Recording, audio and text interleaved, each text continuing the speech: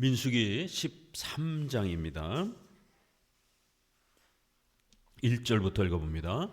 여호와께서 모세에게 일러 가라사대, 함께 읽습니다. 사람을 보내어 내가 이스라엘 자손에게 주는 가나안 땅을 탐지하게 하되 그 종족의 각 지파 중에서 종장된 자 한 사람씩 보내라.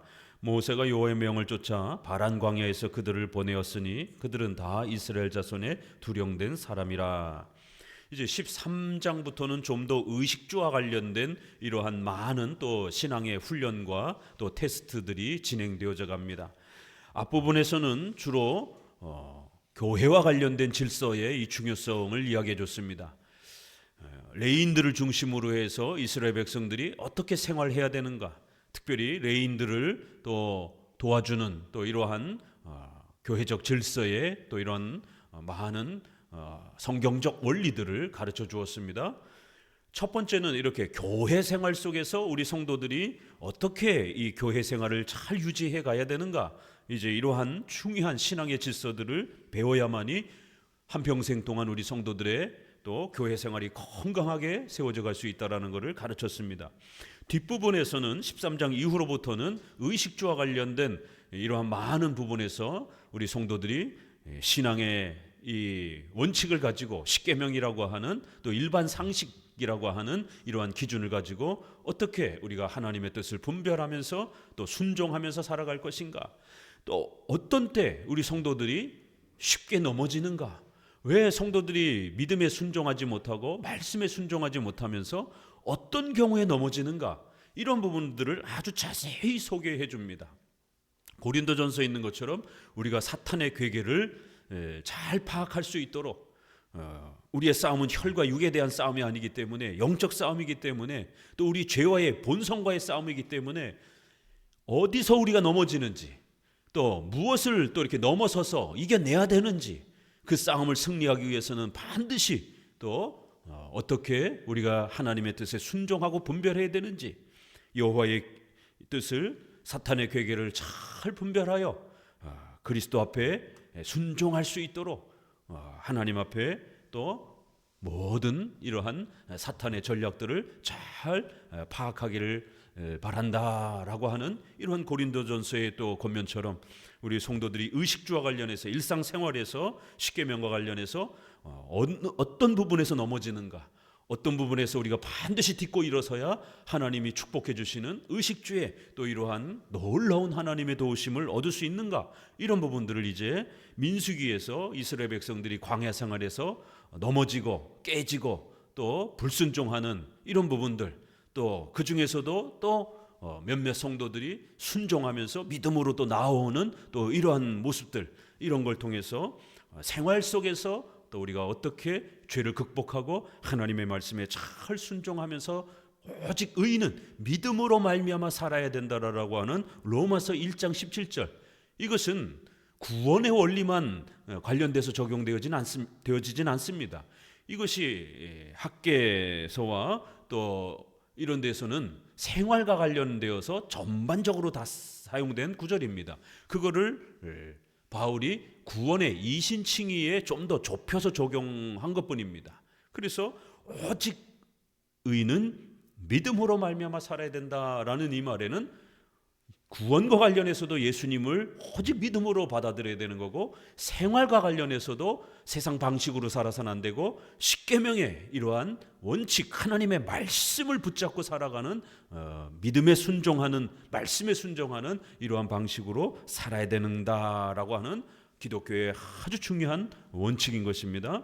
자, 민수기 13장에 보면 이제 가나안 정탐 사건이 나옵니다. 이 사건은 신명기 1장 22절에 보게 되면 가나안 땅에 이제 들어가기 전에 이스라엘 백성들이 광야에서 가나안 땅에 대한 두려움, 막막함, 과연 그 땅은 어떤 땅일까? 정말 좋은 땅일까? 만약 가다가 적들에게 공격당하면 어떡할까? 차라리 그냥 요 중간쯤에서 그냥 새로운 땅을 정착하고 사는 게 낫지 않는가? 별의별 생각이 다 드는 것입니다. 그래서 신명기 1장 22절에서는 백성들이 아우성치면서 힘들다고 가나안 땅을 좀 정탐해보고 갑시다. 이렇게 이제 불평하는 장면에서 이 정탐 사건이 나오는 겁니다. 한 달 정도면 이 애굽에서 홍해를 건너서 가나안 땅 직선거리로 한 달 정도면 걸어서 도착할 수 있는 거리입니다. 그래서 이제 거의 가까이 이제 도착을 했을 때에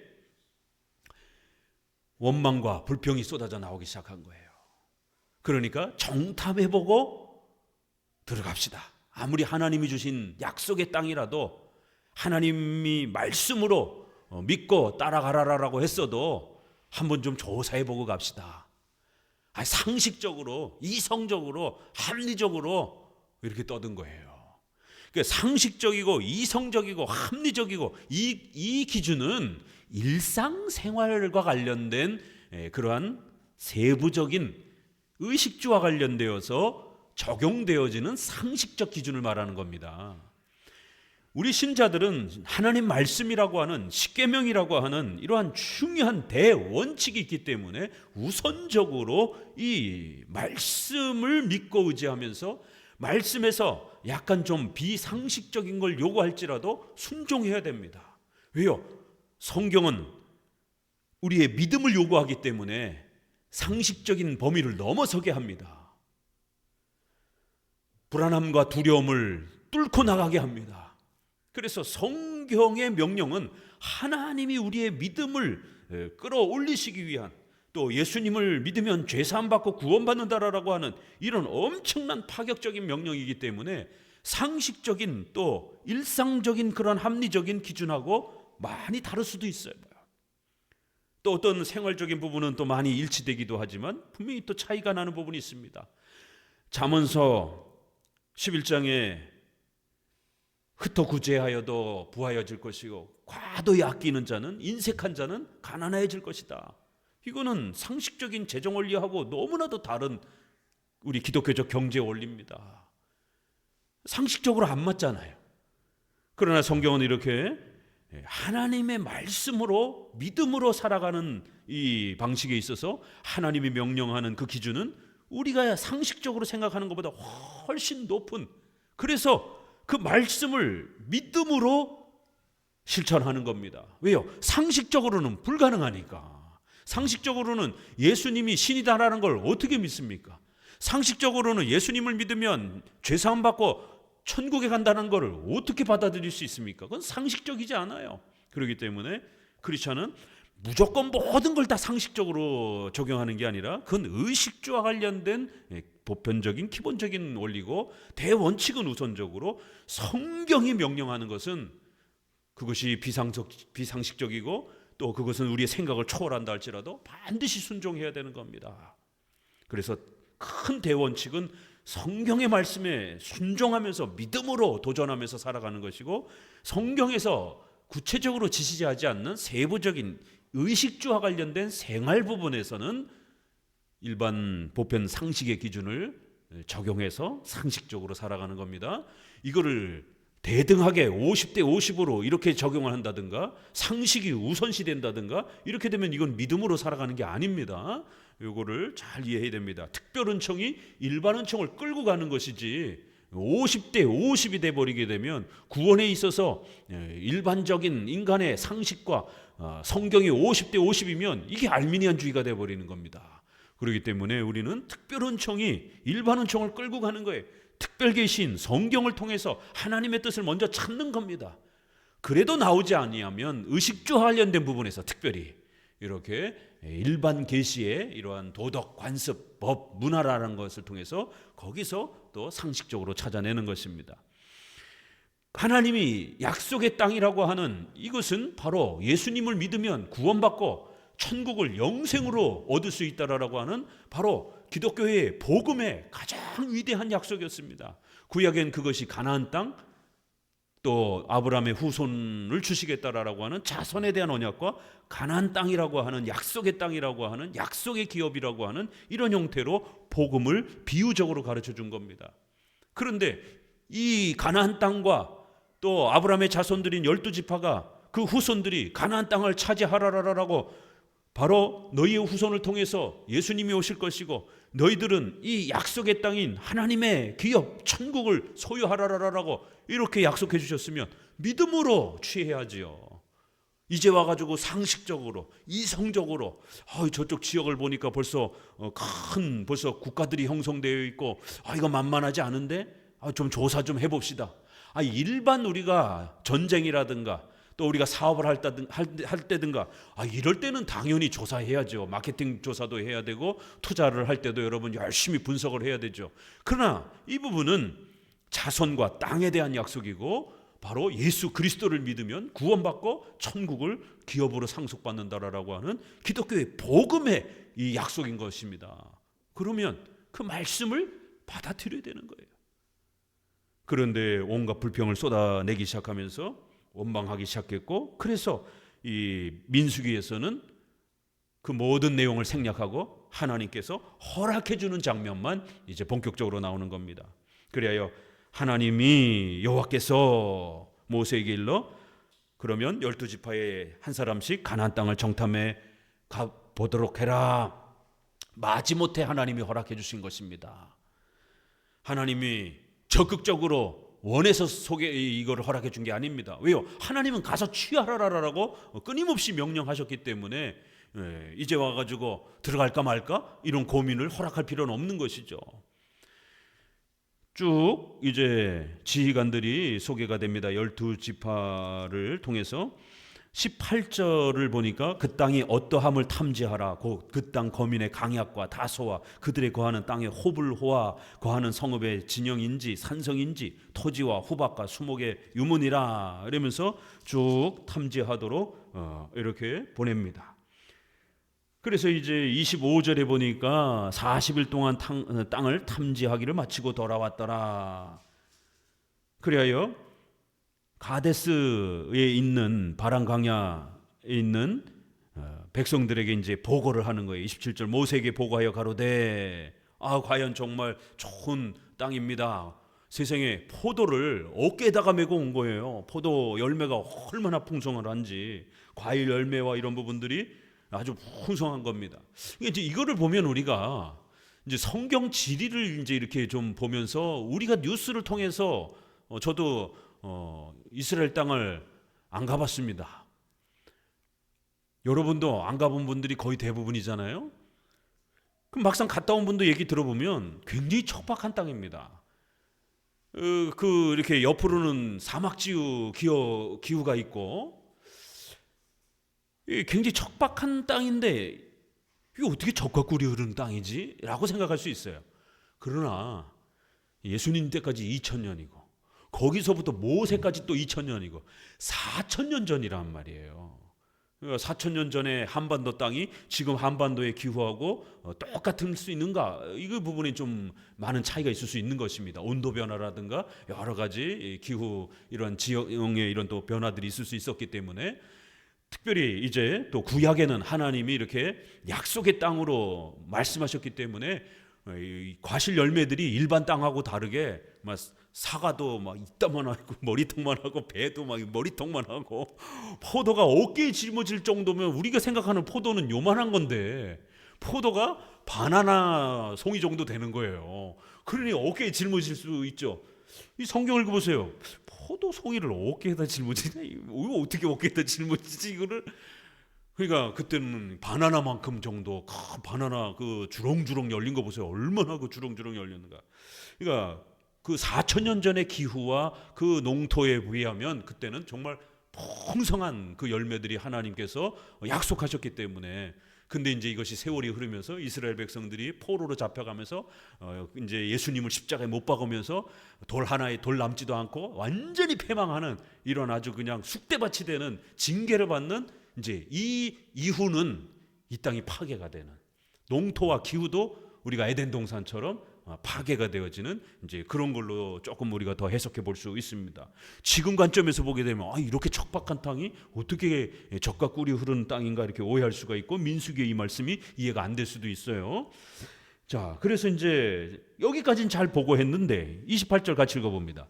그러나 그 땅 거민은 강하고 성읍 야곱은 견고하고 힘이 클 뿐 아니라 거기서 아낙 자손을 보았으며 아말렉인은 남방 땅을 거하고 헷인과 해변과 요단가에 거하더이다.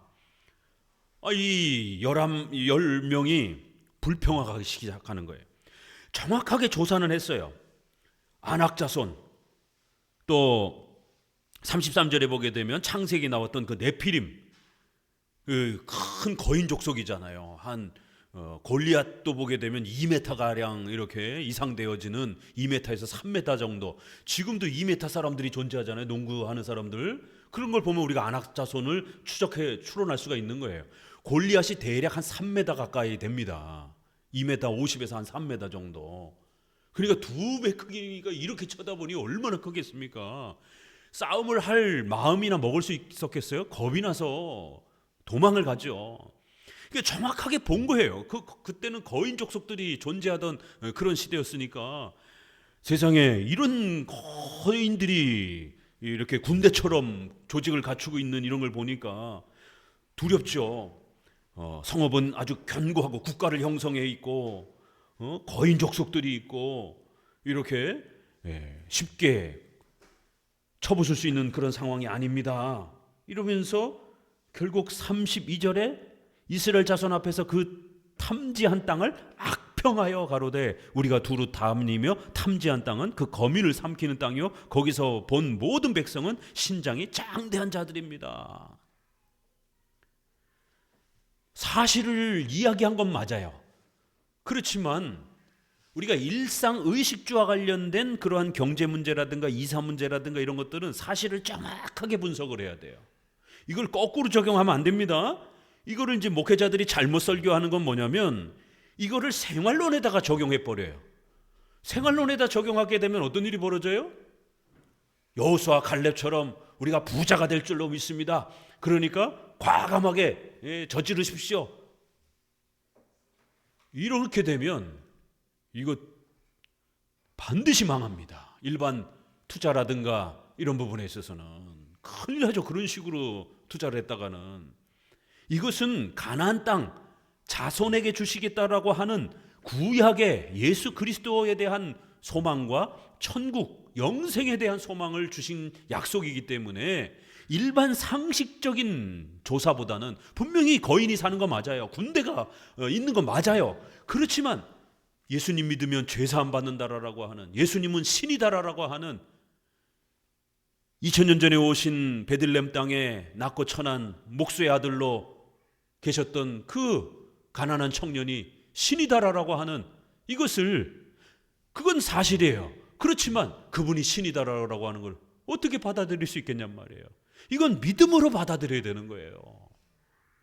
가나안 땅은 1차적으로 그리스도와 그 천국에 대한 약속이기 때문에 이건 일상 생활에 대한 약속은 아니란 말이에요. 다만 이제 우리가 적용하는 차원에서 세부적으로 여기까지 오직 의인은 믿음으로 또 일상생활에 대한 부분들도 또 이렇게 펼쳐갈 수 있습니다 라고 할 수는 있지만 우선적으로 이거는 예수 그리스도에 대한 전폭적으로 성경에서 그렇게 그리스도를 신이요 인간이라고 말씀하고 있기 때문에 우리의 구세주라고 말씀하고 있기 때문에 내가 한 번도 본 적도 없어요. 자세하게 그 그리스도를 이렇게 추적해 본 적도 없어요. 그분이 옷이 어떤지 뭘 좋아하는지 모릅니다. 성경에서 가르치는 구세주 정도만 알고 있는 거예요. 그럼 믿으면 되는 겁니다. 일상생활에서는 자세히 조사해야 되고 조사한 그 기반을 바탕으로 해서 여러분이 뭔가 의식주에 대한 선택을 해야 되는 겁니다. 그러나 이제 그리스도에 대한 구원에 대한 이 선택은 성경에서 가르쳐주는 그 내용 정도만 하나님의 약속만 붙잡고 나아가면 되는 것이에요. 그런데 백성들은 하나님이 주신 죄사함의 이 소중한 그리스도에 대해서 천국에 대해서 악평을 한 겁니다. 보고 왔더니만 이게 무슨 약속의 땅입니까?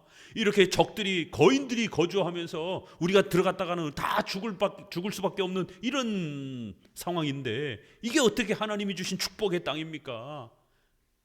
그 가나안 땅을 통해서 장차 예수 그리스도를 우리에게 약속하고 있었는데 결국 그 하나님의 구원에 대한 약속을 악평을 하기 시작한 겁니다. 원망을 하기 시작한 거예요. 믿지 못하겠다. 어떻게 예수님이 신이냐? 이건 말도 안 된다. 그 가나안 베들레헴의 청년 예수를 믿으면 어떻게 우리가 제사함을 받고 천국에 가느냐? 이게 뭐 얼토당토한 이 무슨 영화 같은 얘기냐?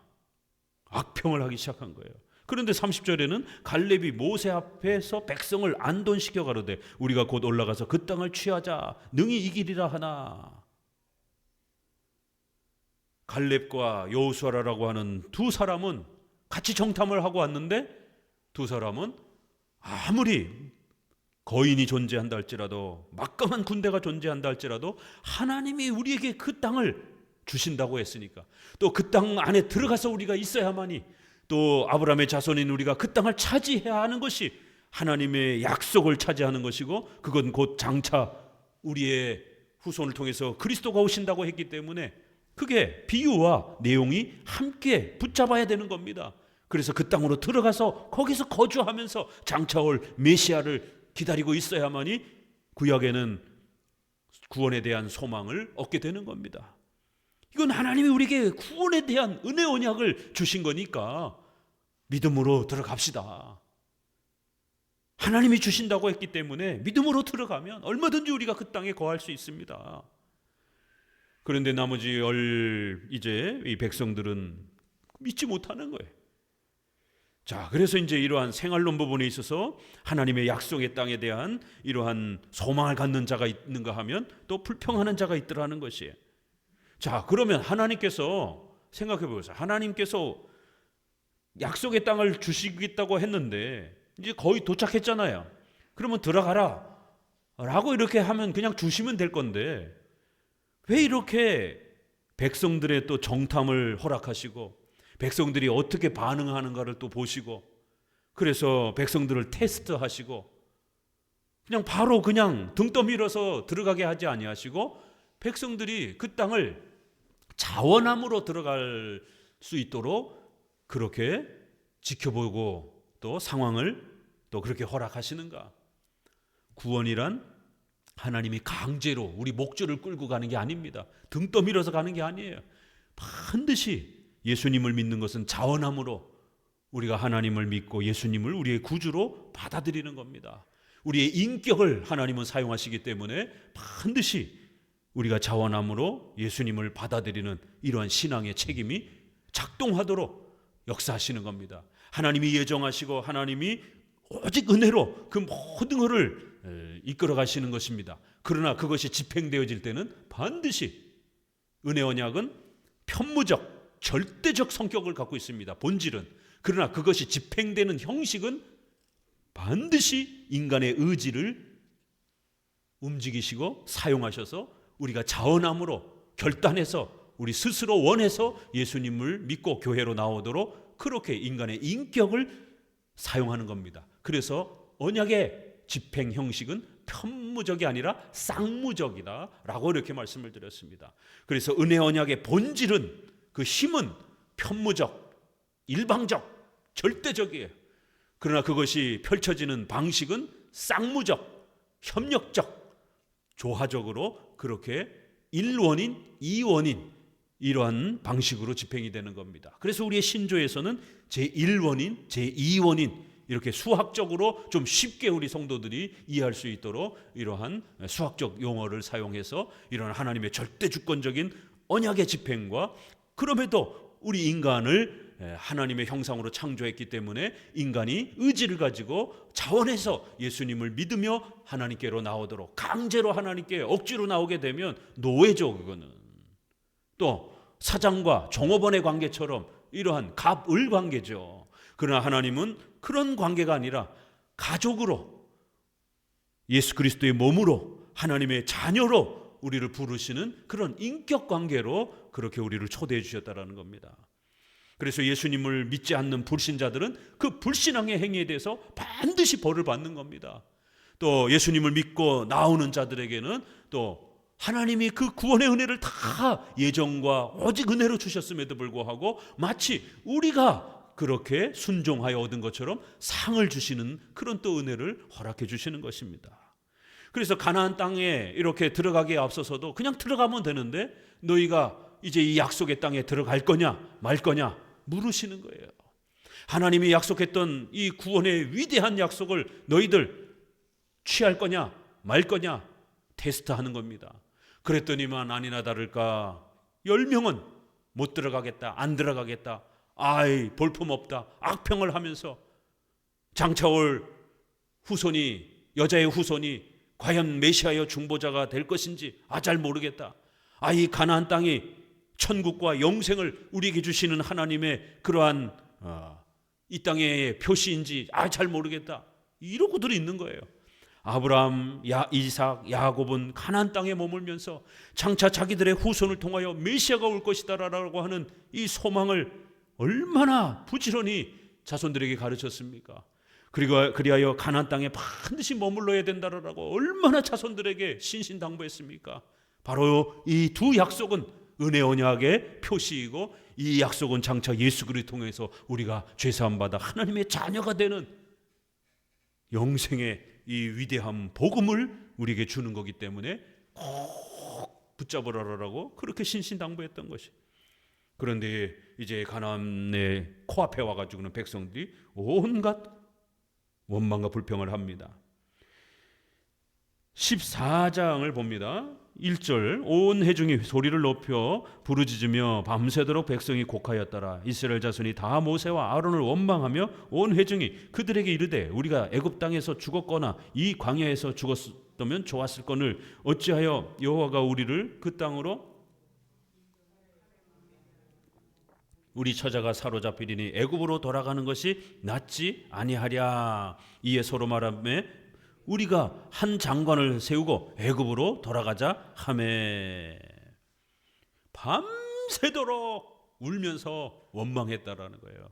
얼마나 악평을 하며 모세와 아론에게 원망을 쏟아내면서 하나님을 욕하고 모세와 아론을 욕을 하면서 차라리 애굽에서 죽었다라면 더 낫지 않았을까. 밤새도록 통곡하며 곡하면서 그렇게 원망을 하고 차라리 광야에서 죽었으면 좋았을 뻔했다라고 이렇게까지 악평을 쏟아내고 급기야 한 리더를 세우고 차라리 우리 애굽으로 돌아가자 이쯤에 모세와 아론 제껴버리고 새로운 리더를 뽑으려고 그러는 거예요. 얼마나 큰 위기가 닥쳤습니까? 그러자 6절에 그 땅을 탐지한 자 중 눈의 아들 여호수아와 여분네 아들 갈렙이 그곳을 찍고 이스라엘 자손 온 회중에게 일러 가로되 우리가 두루 다니며 탐지한 땅은 심히 아름다운 땅이라. 여호와께서 우리를 기뻐하시면 우리를 그 땅으로 인도하여 들이시고 반드시 우리가 얻을 거라는 거예요. 오직 여호와를 거역하지 말라. 또 그 땅 백성을 두려워하지 말라. 그들은 우리 밥이라. 여호와는 우리와 함께 하실 것이다. 그랬더니만 10절에 온 회중이 그들을 돌로 치려 죽이려고 하는 것이에요. 하나님이 급히 나타나셨지 막지 않았다라면 갈렙과 여호수아, 모세, 아론 다 죽었을 것입니다.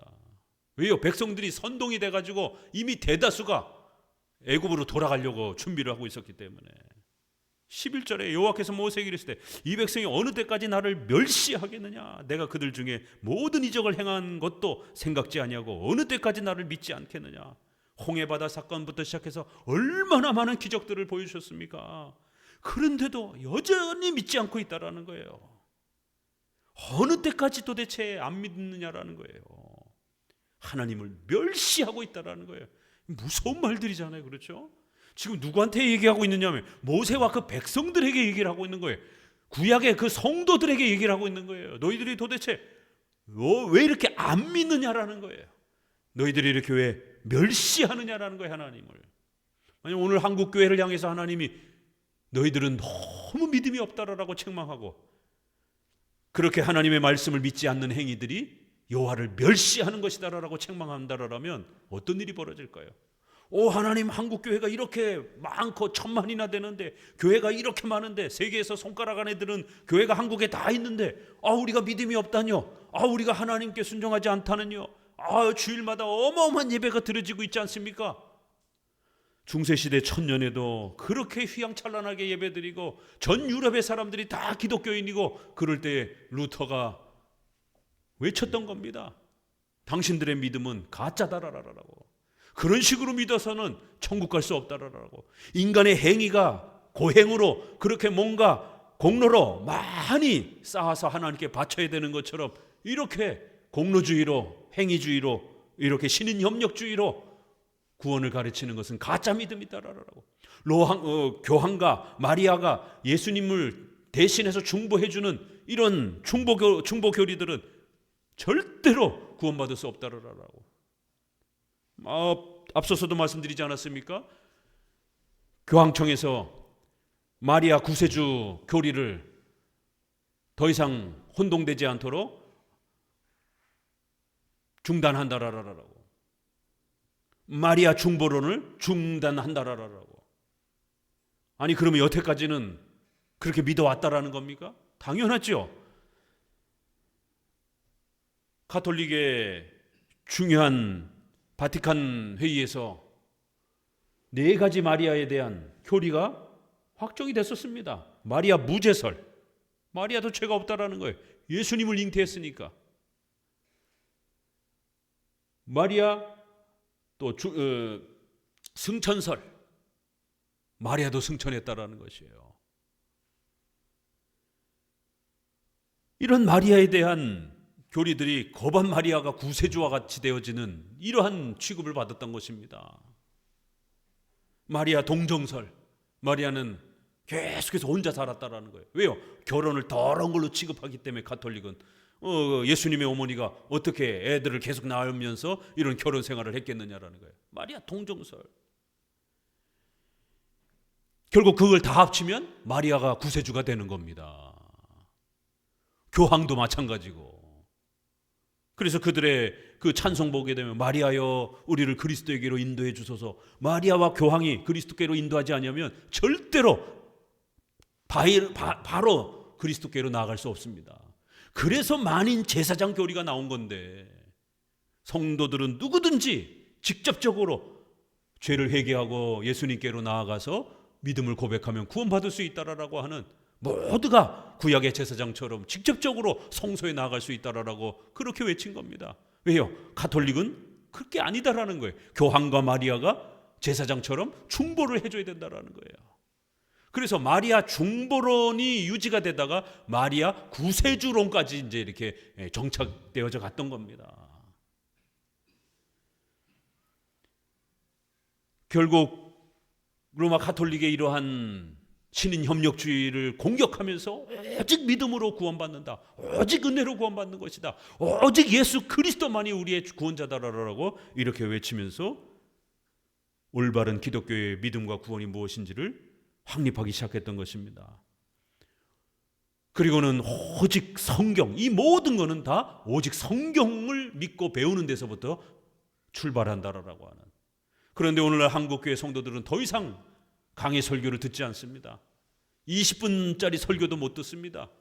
그 설교도 배꼽 빠지고 그저 문학 강좌처럼 해야 그나마 졸지 않고 들으려고 합니다. 딱딱한 교리 설교, 성경을 설명하는 강의 설교는 못 듣습니다. 목사들도 강의 설교할 줄 모릅니다. 히브리어 헬라를 모르니 어떻게 합니까?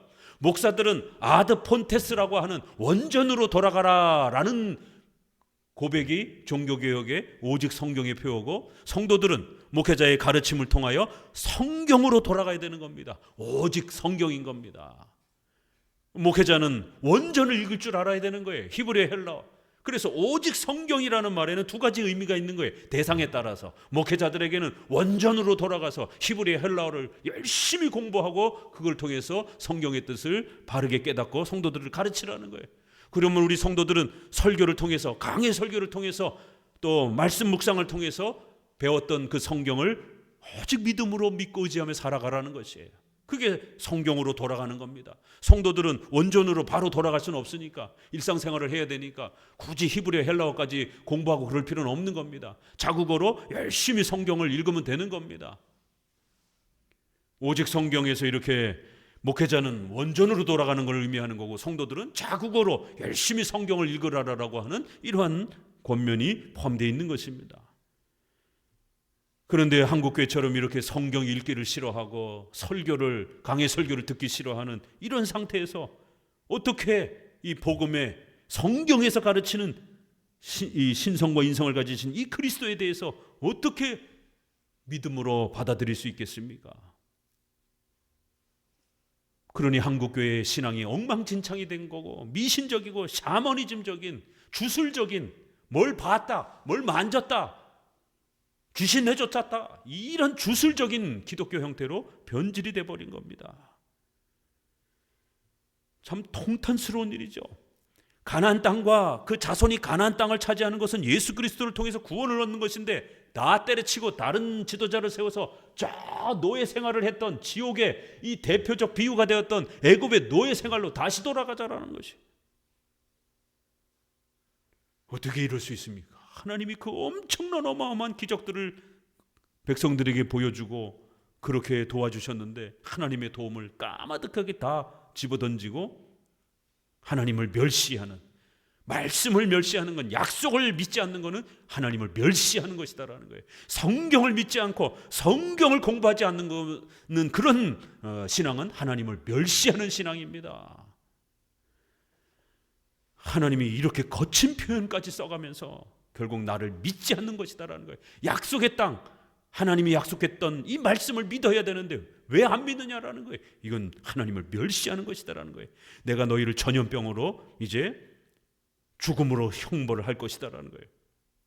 그러자 깜짝 놀라서 모세가 13절부터 하나님께 기도합니다. 하나님 살려주세요. 만약 하나님이 이 백성들을 다 죽이신다라면 주변 사람들이 하나님이 능력이 없어서 백성들을 죽인 것처럼, 하나님이 가나안 땅으로 백성들을 이끌 힘이 없어서 중간에 포기한 것처럼 16절에 여호와가 이 백성에게 주기로 맹세한 땅에 인도할 능이 없는 고로 광야에서 죽였다 하리다. 이렇게 하나님의 이름이 주변 사람들한테 그렇게 퍼지게 되면 이건 하나님 앞에 큰 참으로 명예스럽지 못한 일입니다. 하나님의 이름이 모욕을 당하는 이런 일이 벌어질 수 있습니다. 그러니 하나님 제발 살려주십시오. 18절 같이 읽어봅니다. 여호와는 노하기를 더디하고 인자가 많아 사하지 아니하시고 아비의 죄악을 자식에게 갚아 3, 4대까지 이르게 하리라 하셨나이다. 구하옵나니 주의 인자의 광대하심을 따라 이 백성의 죄악을 사하시되 애굽에서부터 지금까지 이 백성을 사하신 것 같이 사하옵소서. 이제 성경을 읽으면 이 구절의 이런 표현들이 조직신학의 7대 교리 중에 어디에 해당이 되는지 이제 조금 추적이 되죠. 신론에 해당이 되는 아주 중요한 내용입니다. 소유리문답 4문에 137 하나님의 성품을 소개하는 그 내용이잖아요. 출애굽기 34장 6절 7절 외우셔야 됩니다. 이런 중요한 구절들은. 또 3장 14절 나는 스스로 있는 자니라. 하나님은 스스로 존재하시는 영원지존하신 전능하신 분이라는 거예요. 이걸 한마디로 하나님은 영이시니 이렇게도 표현하는 겁니다. 요한복음 4장에서는 하나님은 영이시니 신령과 진정으로 예배 받으시는 분이다 라고 이렇게 한마디로 줄여서도 표현합니다. 나머지 성품은 이렇게 하나님은 노하기를 더디하시고 용서하시고 또 믿지 않는 자들에게는 형벌을 또 베푸신다라는 것이에요. 주의 인자의 광대하심을 따라 이 백성의 죄를 용서해 주옵소서. 이렇게 하나님의 성품을 우리가 잘 배워가는 것, 그것이 바로 하나님을 알아가는 것입니다. 이 신론의 하나님의 속성, 성품에 대한 아주 중요한 고백을 고백하면서 바로 그 하나님이 누구신지를 정확하게 고백하면서 기도하는 겁니다. 하나님이 누군지도 모르고 내가 믿는 하나님이 어떤 분인지도 모르고 허공에다 대고 막 이렇게 소리 지르면 안 된다라는 겁니다. 신론을 성경을 통해서 정확하게 내가 믿는 하나님이 어떤 분인지, 신론에서는 하나님의 존재, 삼위일체, 그 다음에 하나님의 사역, 하나님의 작정, 창조, 섭리, 이러한 사역에 대한 부분, 하나님의 존재, 성품과 삼위일체 딱 둘로 나눠가지고 정확하게 내가 믿는 하나님이 어떤 분인지 교리적으로 잘 구축해 가야 되는 겁니다. 그런 내용들이 성경에 이렇게 풍성하게 소개가 되는 거예요. 그러자 22절에 하나님이 나의 영광과 애굽과 광야에서 행한 나의 이적을 보고도 이같이 10번이나 나를 시험하고 내 목소리를 청종하지 아니한 그 사람들은 내가 그 조상들에게 맹세한 땅을 결단코 보지 못할 것이다. 24절에 오직 내 종 갈렙은 그 마음이 그들과 달라서 나를 온전히 쫓았은즉 바로 갈렙과 여호수아만이 들어갈 것이다라는 거예요. 그래요. 결국 29절에 보니 너희 시체가 이 광야에 엎드러질 것이라. 너희 20세 이상으로 계수함을 받은 자 곧 나를 원망한 자 전부가 죽을 것이라는 거예요. 20세 아래로는 아직 이런 충분한 우리가 14세, 15세 미만은 미성년자, 교회적 미성년자로 취급해서 그렇게 입교 전으로 이렇게 유아 세례자들을 다루잖아요. 14세, 15세가 넘어야 성인 입교에 이제 들어오는 겁니다. 이런 것처럼 20세 아래로는 아직 어리니까, 아직 충분히 하나님을 잘 모르니까 하나님이 배려해 주시고, 20세 정도 이상은 충분히 하나님을 알아야 되고 또 신앙의 책임을 져야 될 그런 나이임에도 불구하고 이렇게 같이 선동돼 가지고 원망하는 데 참여했으니까 그들은 분명히 벌을 받아야 된다라는 거예요. 그래서 그들은 약속한 땅에 들어가지 못할 것이다라고, 광야에서 전부 죽을 것이다라고 이렇게 책망하고, 갈렙과 여호수아만이 하나님 앞에 순종했기 때문에 들어가게 될 것이다. 어른 중에서는 갈렙과 여호수아만 들어가게 될 것이다 라고 결론을 맺습니다. 34절을 보니까 너희가 40년을 광야에서 유리하리라. 34절 읽어봅니다. 너희가 그 땅을 탐지한 날수 40일의 하루를 1년으로 환산하여 그 40년간 너희가 너희의 죄악을 질지니 너희가 나의 실어버림을 알리라 하셨다 하라. 이 하루를 40일을 정탐했기 때문에 하루를 1년으로 비례관계로 연결을 해서 40년을 하나님 앞에 징계를 받아야 되는 것이다라는 거예요. 왜요? 40일 동안 의심하면서 그 가나안 땅을 들여다봤기 때문에 들어가지 않고, 그 40일 동안 의심하고 불안해하면서 원망했던 그 40일을 1년으로 환산을 해서 40년 동안 징계를 받을 것이다라는 거예요. 이렇게 성경에서 일일을 1년으로 환산하는 이러한 그 시도가 있습니다. 그래서 우리가 다니엘서라든가 이러한 그 종말론 해석할 때에 그 여러 숫자들이 나오잖아요. 그럴 때에 하루를 1220일, 1260일 이런 요한계시록의 이런 숫자도 이렇게 연으로 이렇게 환산하는 그런 해석들이 이렇게 조금 열려 있는 겁니다. 성경에서 스스로 이렇게 일일을 연으로도 이렇게 환산해서 또 적용하는 그러한 또 실제적 예가 있었기 때문에 이런 또 표현법들은 굉장히 중요합니다. 결국 34절 죄악을 질지니라 너희가 나의 싫어버림을 알게 될 것이다. 내가 싫어하면 어떻게 되는지 단단히 경험하게 될 것이다라는 거예요. 너희가 하나님을 멸시했기 때문에 이런 책망을 받게 될 것이다라는 거예요. 그러자 40절 쭉 내려가셔서 40절 한번 봅시다. 아침에 일찍 일어나 산꼭대기로 올라가며 가로되 보소서 우리가 여기 있나이다. 우리가 여호와의 허락하신 곳으로 올라가려니 우리가 범죄하였나이다. 이건 회개하는 것처럼 보이죠? 그러나 이건 진정한 회개가 아니에요. 하나님이 벌하시겠다고 하니까 그제서야 다급해가지고 그러면 올라가겠습니다. 알았습니다. 지금이라도 올라가면 되죠. 투덜투덜 대면서 그렇게 뒤늦게 올라가려고 하는 거예요. 아니 좀 전에는 올라가라고 그러니까 안 올라가고, 이제 올라가지 말고 40년 동안 징계를 받으라고 그러니까 징계 받긴 또 싫은 거예요. 그러니까 알았어 올라갈게요. 이렇게 돼버린 겁니다.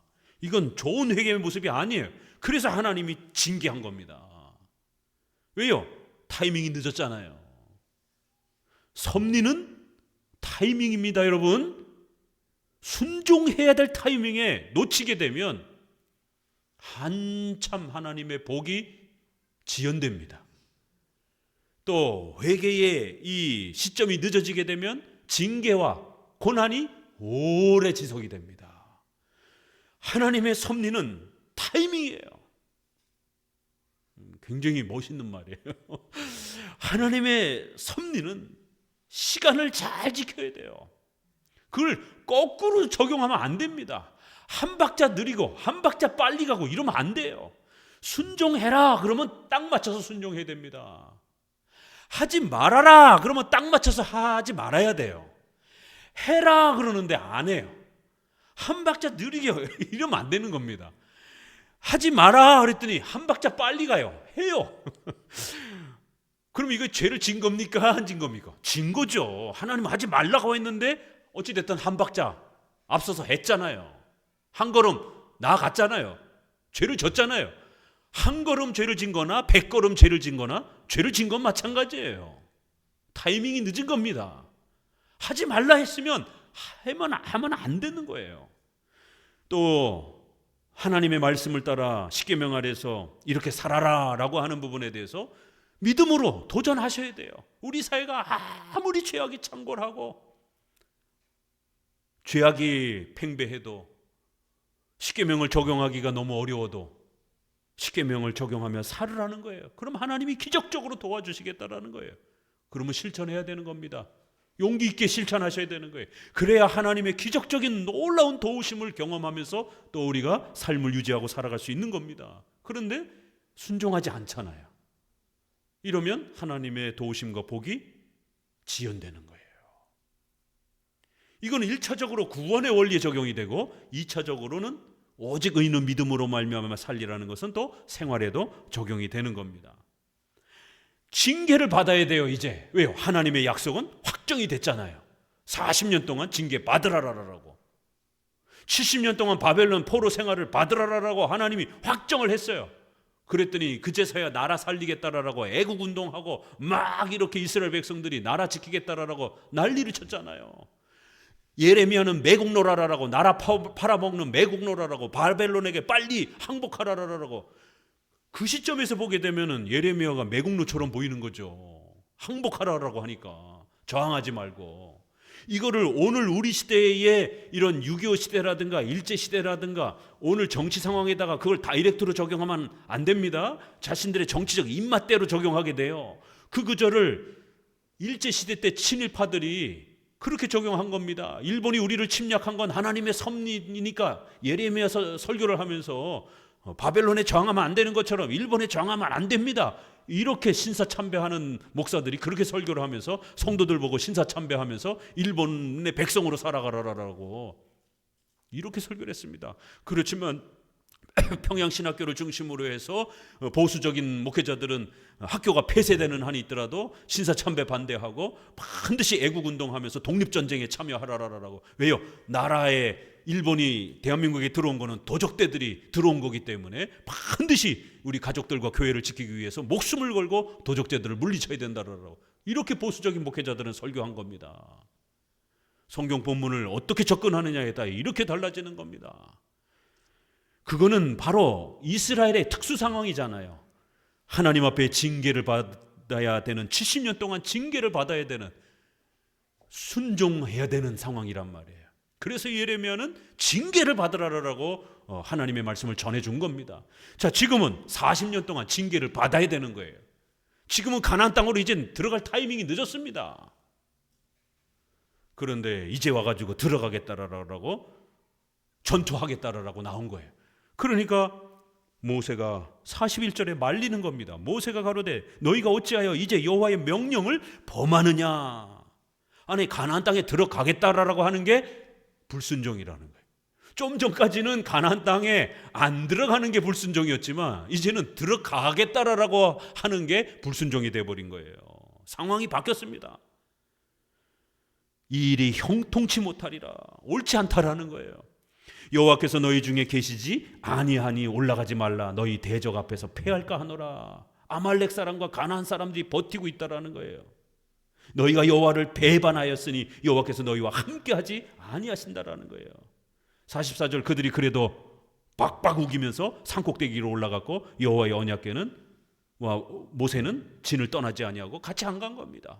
말 안 들으니까 그래 어디 니네끼리 올라가 그러니까 굳이 올라간다라고 싸우러 가겠다라고 나선 겁니다. 전쟁하러. 너희들 이 전쟁에 나가면 하나님이 도와주시지 않아. 너희들 많은 자녀들이 죽을 수 있어. 가지 말라라라고. 광야에서 40년 동안 징계를 받으라라고 이렇게 했더니만 징계받기 싫어가지고 올라가겠다라고 그렇게 하나님의 뜻과 거꾸로 행하는 거예요. 한 발짝 늦은 겁니다. 타이밍이 늦은 거예요. 45절 같이 읽어봅시다. 아말렉인과 산지에 거하는 가나안인이 내려와 쳐서 파하고 호르마까지 이르렀더라. 엄청나게 패해가지고 많은 젊은 군사들이 죽고 패한 겁니다. 이렇게 순종해야 돼서 믿음으로 나아가야 될 때는 조금 불안하고 걱정이 돼도 성경에서 그렇게 구원에 대해서 예수님을 믿으라 그러면 믿어야 되는 겁니다. 십계명과 관련해서 내 부모를 공경하라, 거짓말하지 말라, 도적질하지 말라 라고 하면 그렇게 살아가야 되는 거예요. 죄와 관련해서는 하면 안 되는 겁니다. 그런데 그거를 하라는 거는 안 하고 하지 말라라는 거는 하고 이러면 큰일 난다라는 겁니다.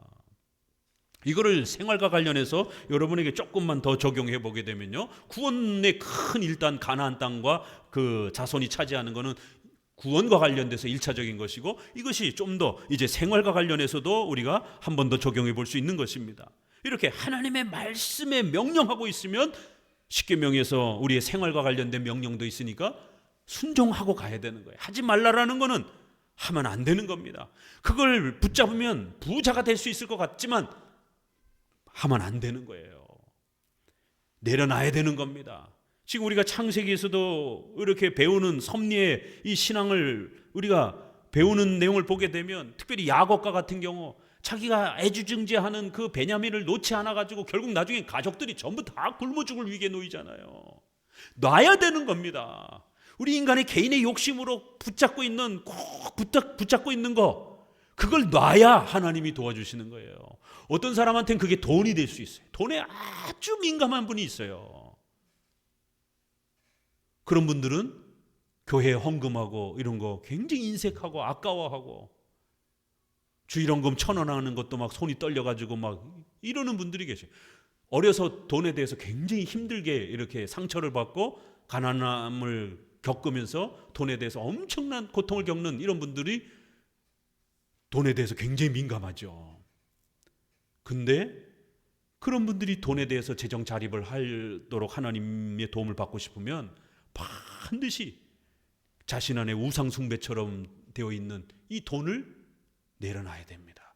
내려놓는다는 말은 뭐 흥청망청 쓴다라는 그런 말은 아니에요. 아끼고 잘 이렇게 검소하게 사는 건 괜찮아요.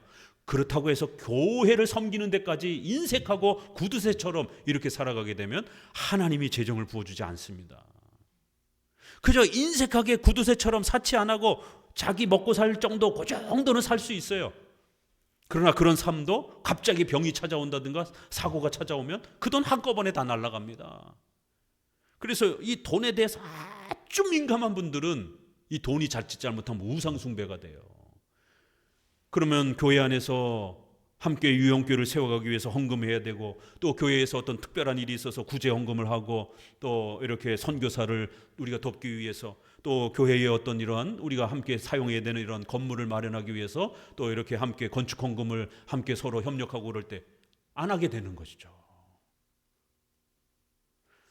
우리 먼저 교회 예배당에 있다가 이쪽으로 이렇게 확장을 해서 옮겨올 때에 교회 건축이라고 하는 이러한 확장이라고 하는 것은 평생에 한 번, 두 번 있을까 말까 하잖아요. 그래서 함께 성도가 작정하고 우리 함께 헌금합시다라고 이렇게 광고를 드렸는데, 어떤 분은 참여하고 어떤 분은 돈 10,000원도 안 낸 이런 분도 계셔요. 왜 이런 분들은 이런 교회적 일에 같이 참여하지 않을까? 뭔가 이유가 있겠죠. 아직 믿음이 약해서 그럴 수도 있고, 그런 분들은 어쩔 수 없지만 적어도 교회 안에 오래 이렇게 이제 신앙생활한 분들은 그 기준을 좀 넘어서야 돼요. 그런데 아직 믿음의 이런 부분들이 약해서 함께 동참하지 못하는 이제 이런 연약함들을 보게 됩니다. 그게 자식이 될 수 있어요.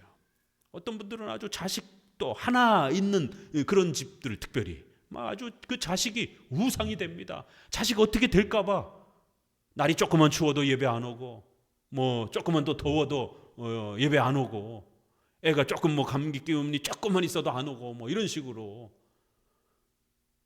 마스크 씌우고 약 먹이고 이래가지고 들쳐업고 이렇게 또 예배 와야지요. 뭐 중환자실에 이렇게 눕고 정말 이렇게 입원할 정도가 아닌 이상에는 뭐 이런저런 이유 다 빼면 언제 교회 옵니까? 그러면 아이가 우상 숭배가 돼요. 좀 아이는 거칠게 키워도 괜찮아요. 너무 온실에서 이렇게 키우는 건 그렇게 또 건강상에도 면역력에도 그렇게 좋지 않습니다. 하나님이 그 아이도 키우는 겁니다. 감기에서 낫는 것도 하나님이 아이를 지켜주는 거예요. 요즘에 백일에 얼마나 많습니까? 백일에 때문에 아이들이 100일 전에 죽고 막 이런 부분들이 그 하나님이 지켜주셔야 돼요. 아이의 생명도. 뭐 백신 맞는다고 다 해결되는 게 아닙니다. 아이가 될 수도 있어요. 어떤 사람은 직장이 될 수도 있어요. 어떤 사람은 배우자가 될 수도 있어요. 그래서 믿음이 좋은 배우자와 믿음이 약한 배우자, 특별히 여성이 믿음이 없을 때 항상 그런 문제가 많이 발생이 돼요. 우리가 구약에도 보면은 아브라함이 결정적으로 넘어질 때 누가 위협합니까? 아내가 위협하잖아요. 사라가. 비성경적인 방법으로 애굽의 종으로 한번 애를 낳아보자. 나는 안 되나 보다. 이런 식으로. 구약에도 보면 항상 믿음이 약한 아내들이 믿음의 조상들을 흔드는, 그러면 남자들은 여자가 막 잔소리하고 막 이러면 흔들리게 돼 있어요. 삼손과 드릴라 같은 이런 경우에도. 왜요? 남자들은 또 성적인 또 이런 문제가 있기 때문에 남성 호르몬이 많은 남자들, 여성은 월경을 통해서 성적인 이러한 그 에너지들이 조절이 된단 말이에요. 그러니까 여성이 성을 무기로 해가지고 너 교회 가지 마. 이번 주는 나하고 같이 애들 육아해. 그러면 내가 당신이 원하는 성관계 해줄게. 이런 식으로 성을 무기화하는 겁니다. 그래서 제가 우리 신혼 예비 부부들 성경 공부 결혼 전에 성경 공부할 때 반드시 당부하는 게 있어요. 남자는 여성을 폭력으로 행하면 안 된다라는 것. 성생활과 관련해서 아내를 때리거나 폭력을 가하면 안 된다라는 것. 안 해준다라고 이렇게 때리거나 폭력을 가하면 큰일 납니다. 남자는 힘이 있기 때문에. 여성은 남편의 성의 연약함을 이용을 해서 성을 무기화하면 안 된다는, 각각 무기화할 수 있는 방법이 있는 겁니다. 남자는 폭력, 여자는 허락해주지 않는 것이죠. 그래서 여성이 신앙이 약하고 남자가 신앙이 강하면, 여성이 불신자고 남자가 신앙이 강하면 거의 90% 신앙이 무너집니다. 교회 안 나옵니다. 저도 목회 30년 동안 불신자 여자와 신자인 남자가 결혼한 이런 커플들 거의 열의 9이 교회 안 다닙니다. 그래서 오죽하면 교회 정치에 있어서 장로나 안수집사를 세울 때 선배 목사님들이 뭐라 그러는지 아셔요? 부인의 믿음을 보고 장로나 안수집사를 세우라라고, 그런 속설이 있어요. 우리 교회 이 정치 안에서. 왜요? 부인이 압박을 하고 쥐고 흔들고 그러면 장로님, 안수집사님 자기 의견 내지 못하고 뭐 부인이 이렇게 하래요. 이렇게 됩니다. 이게. 각자 약한 부분들이 있습니다. 그래서 생활론 부분에서 십계명에서 명령하는 이렇게 살아야 하나님이 도와주신다라고 하는 이런 명령의 기준들이 있습니다. 그러면 실천하셔야 됩니다. 창조질서와 관련해서 5계명 내 부모를 공경하라, 6계명 살인하지 말라, 7계명 간음하지 말라, 결혼과 관련된 이런 비유들. 시편 81편 10절에 하나님 내 입을 넓게 열라 내가 채우리라, 이런 성경 말씀들이 있잖아요. 하나님의 약속을 생활과 관련해서 우리에게 던져주시고 이대로 살으라는 거예요. 용기 있게 믿음으로 나오라는 거예요. 그럼 하나님이 건강에 대한 문제, 재정에 대한 문제, 부부관계에 대한 문제 축복해 주겠다라는 겁니다. 빌립보서 2장 13절의 그 유명한 말씀에도 너희 안에서 행하시는 이는 하나님이시니 자기의 기쁘신 뜻을 위하여 너희로 소원을 두고 행하신다. 하나님의 전능하신 그 작정과 섭리가 강제로 우리를 일하시는 게 아니라 우리 마음에 소원을 두는 방식으로 그렇게 섭리로 역사해 가신다는 거예요. 그래서 우리 성도들은 하나님의 말씀을 자원하는 마음으로 소원하셔야 돼요. 좋아해야 됩니다. 여러분이 스스로 자원해서 기뻐서 순종하면서 나와야 되는 겁니다. 그런 방식으로 믿음으로 걸어가는 거예요. 하나님은 강제로 우리를 그렇게 끌고 가는 방식이 아닙니다. 그래야 여러분이 부모님과 좋은 관계를 유지하려면 내 부모를 공경하라. 이 5계명을 어떻게 실천할 것인가? 이거 실천하셔야 돼요. 왜요? 대부분 여기서 망가집니다. 부모님이 좀 괴팍해서, 부모님이 좀 과격해서, 부모님이 좀 일반 사람들보다 좀 달라서. 그러나 베드로서에서는 2장에 까다로운 그런 윗사람이라 할지라도 하나님을 생각함으로 인내하라. 그래야만 하나님이 축복해 주실 것이다라고 이렇게 말합니다. 까다로운 부모, 까탈스러운 그런 부모라 할지라도 남편만 보고 시집을 왔는데 시댁 부모가 너무 까탈스러워요. 어떡할 겁니까? 남편하고 결혼했으면 그 시부모와 시댁 식구들도 수용을 해야지요.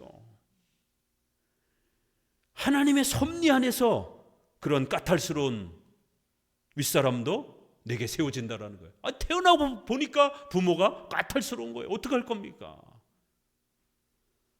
아랫사람으로서 그 부모의 성격을 존중하고 부모의 그런 권위를 존중하면서 어떻게 가족관계를 잘 유지해 갈 것인가? 이 10계명의 5계명을 고민하면서 특별히 자녀들은 자기 자신을 쳐서 복종시키면서 부모님의 이러한 형편과 내용이 다소 불편해도 부모로서의 그 자리를 존경하면서 존중하면서 그 질서를 지켜가는 겁니다. 그럴 때 유다가 답답한 아버지 야곱을 설득해가는 그 과정을 배워가는 거예요. 처음부터는 그렇지 않았거든요. 막 대들고 막 거짓말하고 자기들 하고 싶은 거 다 그렇게 하고 막 그렇게 살았잖아요. 야곱의 자녀들이. 그렇지만 뒷부분에 가서는 그 답답한 아버지, 베냐민만 끼고 도는 그 아버지를 설득하고 인내하고 자기 자신을 오히려 희생하면서 내어놓고 이런 설득의 과정을 거치지 않으면서 어떻게 부모와 좋은 관계를 유지할 수 있겠습니까? 요즘 세대들은 그냥 조금만 부모하고 의견이 틀어지게 되면 그냥 확 틀어져 가지고 얼굴도 안 보고 서로 명절 때 오고 가지도 않고, 저희 친척들도 보게 되면 집안마다 다 그런 사람들이 있어요. 잘 하다가다 결국 어느 부분에서 미스가 나가지고 결국 서로 얼굴도 안 보고 그냥 원수처럼 서로 지내고, 얼마나 아픈 그런 모습들입니까? 그러면 누가 먼저 머리를 숙여야 돼요? 어른들이 바뀌기는 힘듭니다. 어른과 자녀의 질서에 있어서는 5계명에 내 부모를 공경하라. 이게 하나님의 뜻인 거예요. 그래서 대요리문답 소요리문답 보세요. 자녀들이 어떻게 범죄하는가, 윗사람에게 어떻게 범죄하는가, 하나님이 주신 그 창조의 질서를 지키지 않고 윗사람의 그런 명령과 그런 권위를 무시하고.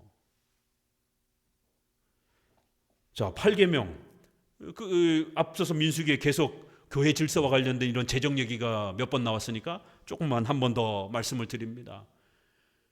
우리 성도들이 가난하면 안 됩니다. 모두가 다 가난한 전쟁이라든가 전염병이라든가 이런 때는 어쩔 수 없죠. 그건 특수한 경우니까. 그러나 우리가 지난주 설교도 잠언서 봤잖아요. 하나님이 축복하심으로 부를 주신다라는 거예요. 손을 게으르게 하는 자들은 가난이 급속히 찾아온다라는 거예요.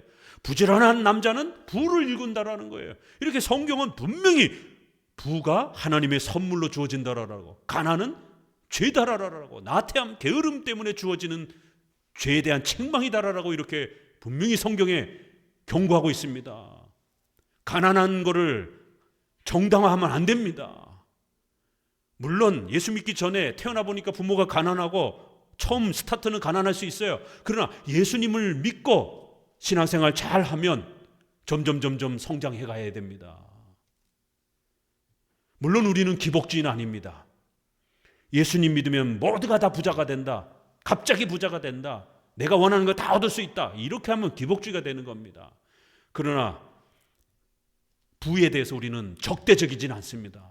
우리가 합당하게 노력하고 성경대로 순종해서 우리의 부를 잘 근면노동해서 이렇게 축적해 가게 되면 분명히 그 부를 하나님이 우리에게 주셔서 우리가 가난의 고통에서 벗어나서 생활의 자립을 이루어가고 또 경제적 자유를 누리면서 많은 교회와 이웃 사람들을 부로 또 도울 수 있는 이런 하나님의 역사가 분명히 있습니다. 한쪽으로 치우쳐서 강조하면, 그게 구원의 본질인 것처럼 강조하면 그건 잘못된 것이지만, 분명히 부는 우리의 생활의 수단으로서, 그렇게 섭리의 수단으로서 합법적으로 얻어가는 걸로 강조하고 그렇게 키워가게 되면 그건 아주 성경적인 것입니다. 그런데 왜 이렇게 성도들이 많이 가난한가? 이건 문제가 있는 겁니다. 말씀에 순종하지 않기 때문에 그런 거예요. 섭리는 타이밍이라고 끊임없이 말씀을 드렸습니다. 특별히 목회자와 교회 안에서의 관계 속에서 이걸 적용해 보게 되면, 구약에는 모세와 아론을 통해서 이렇게 이끌어갔지만 오늘날은 목회자의 설교를 통해서 성도들에게 이 십계명과 관련해서 순종해야 될 내용들을 제시해주고 권면하고 설교하는 겁니다. 그럼 성도도 순종해야 되는 거예요. 그래야 그 혜택을 누리는 거예요. 목회자가 하지 말라라고 설교를 통해서, 권면을 통해서 이거 하면 안 됩니다, 이건 비성경적입니다 라고 권면하면 하면 안 됩니다. 그런데 같이 합시다 이러면 안 하는 분들이 있어요. 한 발짝 늦어요, 타이밍이. 이거 하면 안 됩니다 라고 하면 꼭 하는 분들이 있어요. 그러면은 문제가 발생이 되는 겁니다. 얼마 전 교회를 나갔던 성도들, 개개인적으로 이거 하지 않았으면 좋겠다라고, 아무리 생각해도 이거는 좀 위험하다라고 이렇게 제가 권면한 부분들이 있습니다. 근데 굳이나 본인들이 하는 거예요. 그러면 이제 목회자가 불편해지기 시작하는 겁니다. 목회자가 왜 말리겠어요? 왜 하지 못하게 하겠습니까? 성경을 더 많이 하는 목회자가 봤을 때 그의 선택이 굉장히 위험해 보이는 겁니다. 비성경적인 선택이 보여지는 겁니다. 그런데 본인들의 욕심에 치우쳐서 하려고 하게 되는 거예요. 그럼 문제가 발생이 되는 거예요. 또 반대로 우리 개혁교회를 위해서 소망을 가지고 우리 장로교를 세우는 일에 함께 동참합시다. 몇 번 앞에 서서 그런 소중한 비전들을 얘기했잖아요. 또 우리 교회가 이렇게 확장이 되어서 이제 옮겨가려고 하는데 우리 성도들 같이 한번 이렇게 또 헌신해서 교회 재정을 함께 또 헌신해 봅시다. 목회자 혼자 교회를 만들어가는 게 아니잖아요. 성도들이 만들어가는 거잖아요. 아니, 교회는 성도들이 주인이다라고 그렇게 목소리를 내면서 재정을 이야기할 때는 다 뒤로 빠져버리고 목사님이 다 해야 되는 거 아니에요? 이러면 안 되죠. 교회는 성도들이 함께 만들어가는 신앙 공동체이기 때문에 이런 또 재정이 필요할 때는 같이 참여하는 거예요. 돈이 넉넉한 분들은 좀 많이, 돈이 좀 적은 분들은 또 적게 이렇게 참여하시면 되는 겁니다. 그러면 반드시 하나님이 재정의 축복을 주십니다. 근데 타이밍이 있잖아요. 그리고 2년 전에, 그리고 나서 제가 무슨 여러분들에게 건축 헌금에 대해서 좀 작정해 주십시오라고 말한 적이 있습니까? 거의 없습니다. 공동의회 할 때, 재정 보고할 때 한 번 정도 이야기하고, 왜냐면 우리 재정이, 보증금이 어떻게 확보가 됐는지 이야기해 주면서 타이밍이 있는 거예요. 그럴 때 재정으로 함께 참여하게 되면 하나님이 재정적 복을 주시는 겁니다. 그래서 우리 성도들 개개인적으로 이렇게 목회자가 재정 상태를 보면서 1차적으로는 경제적 자립을 시키기 위해서 재정 상태를 살피고 같이 대화하고 이렇게 개인 프라이버시 같지만 성도들의 재정적 형편들을 개인적 신방이라든가 이럴 때 물어보기도 하고, 저축을 얼마나 했는지, 또 앞으로의 그런 투자 계획이라든가 이런 재정 계획도 좀 물어보고 그럽니다. 그럴 때 믿음이 있는 분들은 목회자하고 그런 개인적인 깊은 부분까지도 이야기하면서 앞으로 이렇게 좀 가려고 하는데 이런 선택이 괜찮겠습니까, 목사님? 기도해 주세요. 이렇게 의논하셔야 되는 거예요. 저는 그게 하나님 앞에 사명이고 또 목회자로서의 책임입니다. 우리 성도들을 그 가난으로부터 어떻게 벗어나게 해줄 수 있는가, 8계명을 우리 성도들이 어떻게 실천해서 경제적 자립과 자유를 구축할 수 있는가, 또 저 개인적으로는 우리 개혁교회 장로교를 이렇게 세우기 위해서 하나님 제 곁에 10명의 큰 사업가들을, 적어도 100억대 이상의 이렇게 경제적 이러한 내용을 다룰 수 있는 그런 사업가들을 제 곁에 보내주십시오. 그렇게 사업을 성공시킬 수 있는 그런 성경적 원리를 제가 가르치겠습니다. 100억을 가진 사람이 저한테 와도 감사한 거고, 아직은 그런 큰 돈이 없어도 1,000만 원대 연봉 생활을 하는 그런 또 사업을 하는 사람이 있어도 괜찮아요. 그런 포부를 갖고 있는 그런 사람들 제 곁에 보내주십시오. 그러면 제가 재정을 가르치고 훈련시켜서 100억대 자산가를 만들겠습니다. 그래서 반드시 박형룡, 조성만을 바빙크 벌크업을 좋아하는 개혁파 조직신학을 좋아하는 조직신학자를 장학금을 들여서라도 반드시 키워내겠습니다. 저 죽기 전에 제 후배를 세워놔야 되는데 큰일입니다. 사람도 없고 돈도 없고. 저는 지원해 주질 않아서 사모님하고 알바를 하면서 박사 학위를 공부를 했습니다. 그리고 우리 30년 동안 교회를 섬긴 우리 성도들이 일을 해가지고 목사님 등록금 없으시죠? 등록금은 하라라고 월급을 들고 온 거예요. 우리 성도들이 그 어려울 때 10에 2조씩 헌금을 해서 교회를 지탱해 온 겁니다. 그래서 재정적 복을 받는 거예요. 1,000만 원대 이런 생활을 하던 친구가 지금 자세한 건 비밀입니다.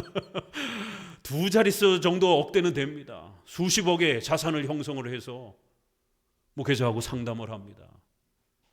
목사님 건축 헌금을 하고 싶은데 어떻게 해야 됩니까? 어떻게 정리를 해야 되겠습니까? 어느 시점에 해야 되겠습니까? 나중에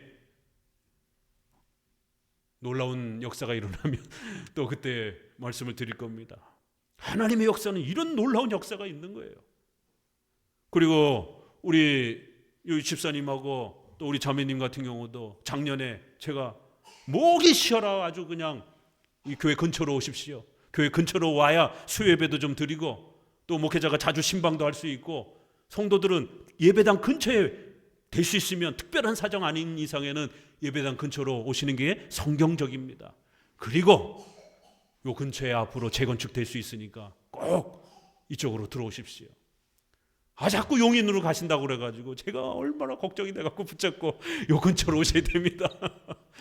간곡히 부탁을 해서 순종하고 들어오셨잖아요. 5억대 6억대 들어오셨습니다. 지금 재건축 확정이 되고 나서 12억 13억까지 지금 올라와 있습니다. 순종하니까 그런 열매들이 주어지잖아요. 앞으로 향후 5년 뒤에 재건축하게 되면 최근에 분당에 새로 리모델링 했는데 25억이 나왔습니다. 30평짜리가. 그러면 됐지 않습니까? 한 자릿수 억 단위에 있던 우리 성도가 20억 30억 자산가가 되도록 그렇게 목회자가 함께 도와줘서 성도가 순종해서 그런 열매를 얻었으면 된 거 아닙니까? 실제적으로 열매가 나타나잖아요. 순종하신 분들은. 개개인 가정 찾아가면서 그렇게 물어요. 목회자가. 어떻게 생활하고 계십니까? 요즘에 재정 상태는 좀 어떻습니까? 그러면서 11조 헌금도 잘 하십시오 또라고 권면도 하고 11조도 안 하고 교회가 중요한 이러한 또 행사가 있을 때 함께 참여하지도 않고 그러면서 무슨 재정에 이런 하나님의 도우심을 어떻게 바랄 수 있겠습니까? 그래서 11조 안 하시는 분들은 11조 이제 좀 해보십시오 라고 권면도 하고 또 재정이 어느 정도 되는지 또 그러면은 하나님의 십계명 아래에서 본인의 수준에서 너무 투기적으로 바라지 말고 어느 정도 투자가 적당한지 이런 부분도 좀 살펴주고 목사님이 봤을 때는 당신은 너무 경제 지식이 없어서 이런 주식의 선물 투자라든가 파생상품 이런 투자는 안 했으면 좋겠다라고. 왜요? 목회자가 가장 잘 알잖아요. 이 사람이 경제적 지식이 어느 정도 수준 되는지 좀 몇 년 지나고 나면 알지 않습니까? 평상시에 경제 지식 공부를 얼마나 하는지를. 또 목회자가 대화해보면 대답도 못하고 이러면 경제 지식이 없는 겁니다. 그런 사람들은 수익을 많이 주는 이러한 파생상품 투자라든가 아주 위험한 이런 투자들은 하면 안 되는 겁니다. 근데 굳이나 하겠다라고 이러면 위험한 거죠. 특별히 억대 단위를 3억이든 4억이든 이렇게 좀 어느 정도 그래도 있는 분들한테는 좋은 또 투자처를 함께 공부하면서 이렇게 목회자도 우리 성도들에게 방향을 제시해주고 있습니다. 또 1억이 안 되는 이제 이런 성도들한테는 목회자가 신방하면서 쓴소리지만 절대로 신용카드 쓰지 말라라고 신신당부합니다. 1억이 자기 자산이 1억이 안 되는 사람이 신용카드 쓰고 자가용 몰고 애완묘를 기른다? 부자 될 생각하지 마세요. 그건 과소비입니다. 소비를 조절 못하는 거예요. 신용카드는요 미래의 이러한 돈을 계산으로 해서 소비를 먼저 하는 거기 때문에 저축을 못 합니다. 왜요? 인간의 본능적인 욕구는 소비를 하고 싶어 합니다. 과거에는 종이돈을 모아가지고 적금을 모아가지고 냉장고를 사고 TV를 샀던 거예요. 그러나 이제는 할부로 사기 시작하니까 소비가 확대가 되는 거예요. 과거에는 돈이 없으니까 소비가 저절로 축소가 되는 겁니다. 그렇기 때문에 저절로 돈이 여유가 생기는 겁니다. 돈이 없으니까 못 사잖아요. 그러니까 나머지 돈으로 저축을 하는 것이죠. 근데 지금은 이것도 살 수 있고 저것도 살 수 있고 10개를 살 수 있는 겁니다. 자기 형편은 하나밖에 살 수밖에 없는 재정 여력인데 근데 할부로 사니까 10개를 살 수 있는 거예요. 그럼 그 사람이 10개를 살 수 있는 재정 능력이 있는 거예요? 아니에요. 빚으로 다 산 겁니다. 그렇기 때문에 계속 돌려먹게 하는데 바쁜 거예요. 일반 경제 상식에서도 체크카드를 많이 추천합니다. 소비 관리가 안 되는 분들은, 저축 잘 못하는 분들은. 근데 굳이나 신용카드를 쓰겠다라고 포인트가 지금 중요한 겁니까? 포인트 그 몇천 원, 몇만 원 받으려고 했다가 과소비가 지금 조절이 안 되는데 체크카드는 통장에 있는 것만큼만 쓰잖아요. 통장에 돈 없으면 못 쓰잖아요. 강제로.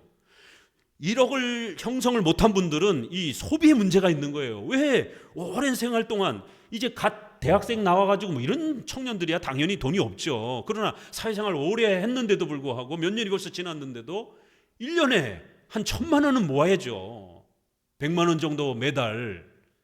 최저 생계비 요즘에 한 200 정도 300 되면 통신비라든가 이런 거 최대한 아끼고 아직 결혼 안 했다라면 50%는 저금해야 되는 겁니다. 그러면 1년에 최소한 1,000만 원 정도는 적금이 나와야 되는 거예요. 그럼 5년만 지나도 한 5천만 원 되지 않습니까? 사회초년생 말고 어느 정도 생활했는데 1억이 안 된다? 그러면 체크카드 쓰면 안 됩니다. 절대로.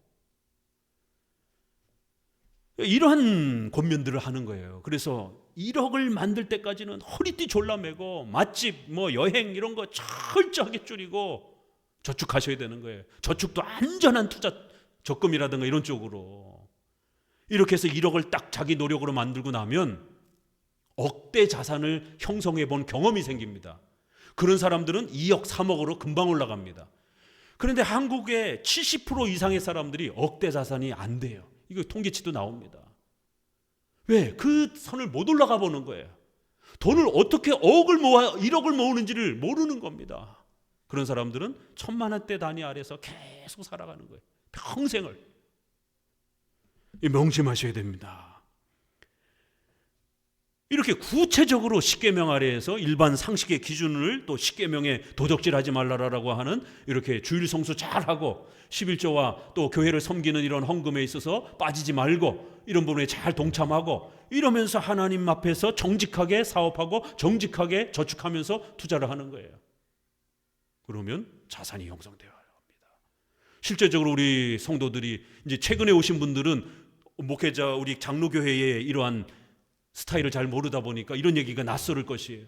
그러나 벌써 몇 년 이상 된 우리 성도들은 그렇게 구체적으로 어떻게 이사를 해야 될지 어디에 투자를 해야 될지 함께 고민하면서 이렇게 내 집 마련하신 분들도 꽤 많이 있고 지금 1억대 단위에서 한 자릿수 단위에서 두 자릿수로 지금 이렇게 벌써 성장해가는 우리 성도들도 있고 제가 거짓말할 수가 없잖아요. 우리 성도들이 다 듣고 있는 거이고 또 주변에 다 계시니까.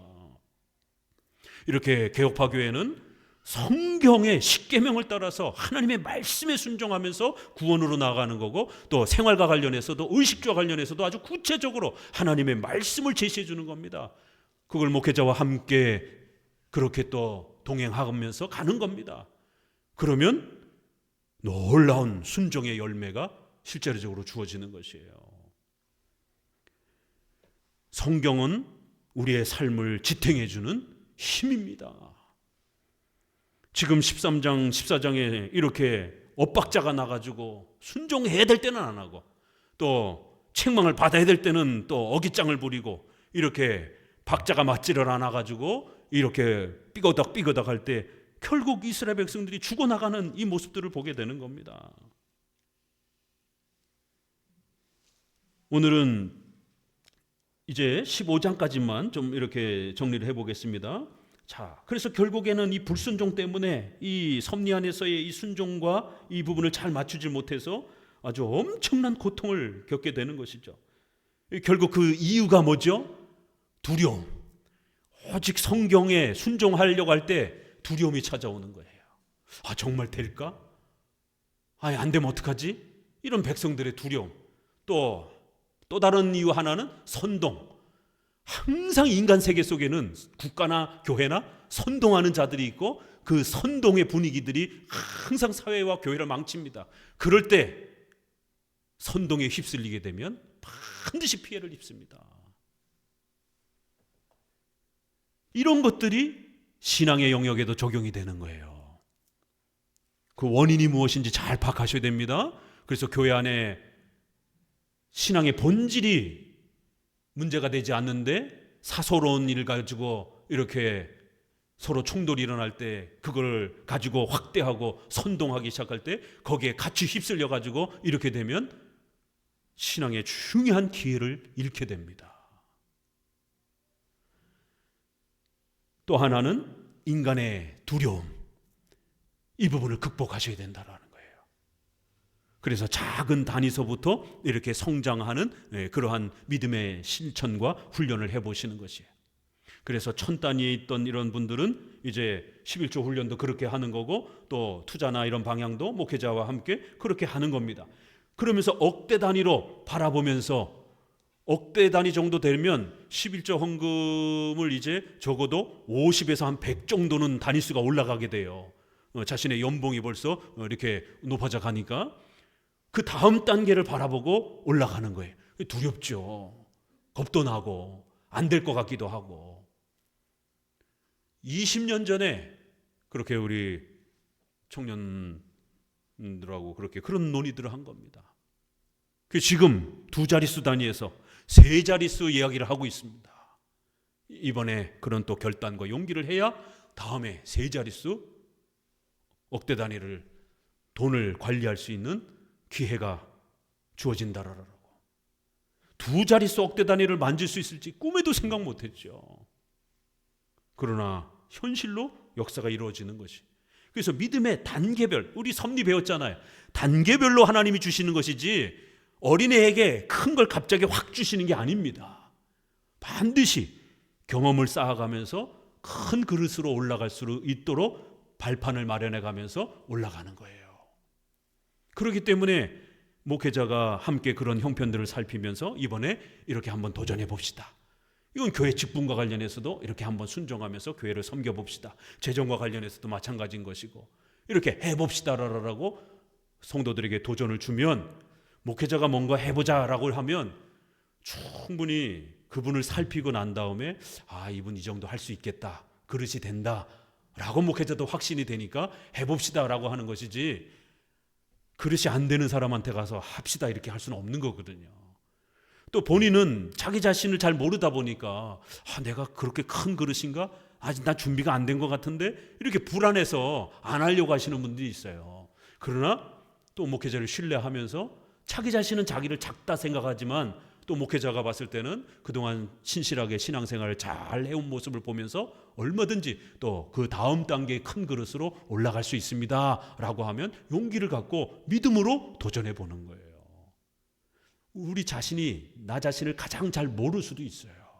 여러분 안에 있는 그 재능과 은사와 믿음을 누군가는 발견해주고 끌어내줘야 되는 겁니다. 이게 전문가가 할 일이에요. 그래서 우리가 음악이라든가 스포츠라든가 이런 거 자기 자신 잘 모르잖아요. 우리 젊은 애들이. 그런데 전문가들은요 딱 보면 이거 신동이구나. 어린애들도 딱 보면 알아요. 전문가니까. 야, 이거 큰 제목이 되겠다. 그래서 부모 설득해가지고 음악시키고 운동시키고 이러는 겁니다. 목회자는 성경의 전문가잖아요. 또 저는 신학자이기 때문에 또 이렇게 학생들을 이렇게 찾는 겁니다. 인문학적 재능이 있는지. 어떤 사람은 목사님 나 신학교 가고 싶어요. 하지 말라 그래요. 왜요? 그런 제목이 아니기 때문에. 돈 많이 벌어서 교회 섬기세요. 그런 재능입니다. 당신은 선생님 스타일이 아닙니다. 말리는 분도 있어요.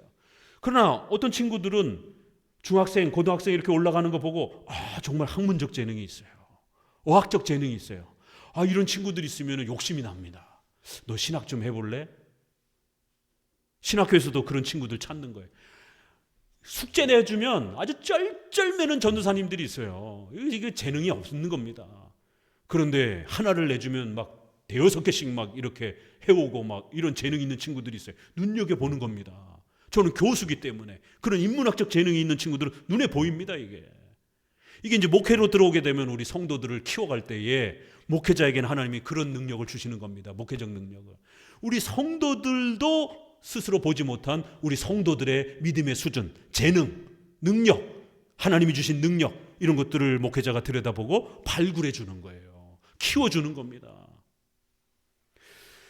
제가 재정이 없어서 공부하기가 너무 힘들어서 개척을 하고 나서 목회하면서 목회하기에 바쁘고 이럴 때 저희 선생님이 저희 교회에 오셔가지고, 평상시에도 그랬지만 저희 교회 오셔서 특강하고 난 다음에 나중에 알았어요. 사모님이 그 얘기를 해주길래 제가 말을 안 들으니까 저희 집사람한테 신신당부를 하고 갔더라고요. 우리 신 목사님은 공부시켜야 됩니다. 사모님 공부하라고 꼭 설득해 주세요. 신 목사님은 교수의 재능이 있습니다. 제발 공부 좀 시키세요. 사모님이 나한테 나중에 그러더라고요.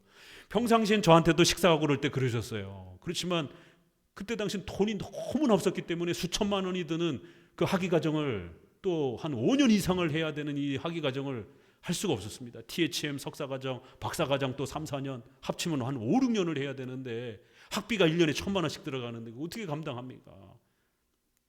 못하겠습니다. 그리고 또 공부하는 게 너무 힘들고 그 시절에 많이 아팠습니다. 제가 2번이나 죽을 뻔했다 그랬잖아요.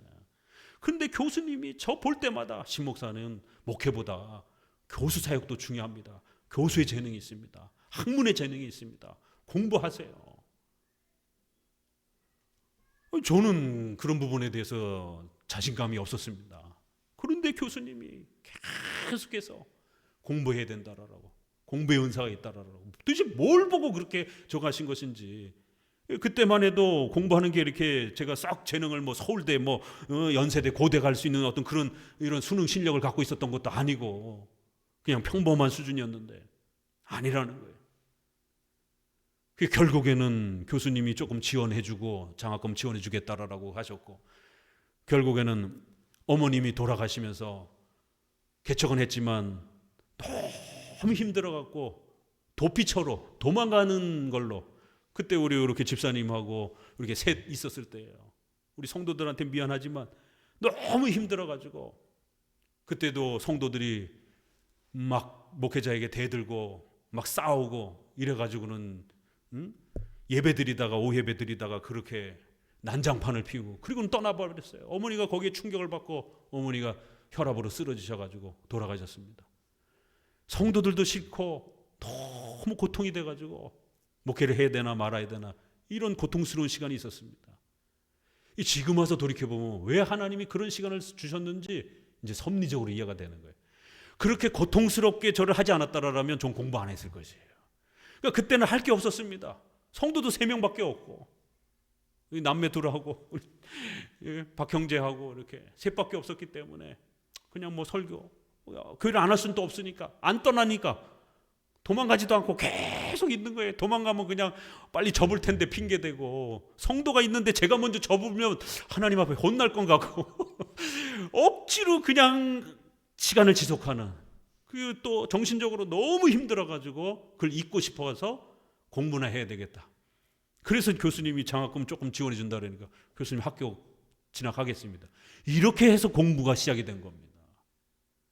그래서 한 3년을 도서관에 들어박혀가지고 사모님 알바 다니고 20시간 이상을 그냥 공부하고 어학 공부하고,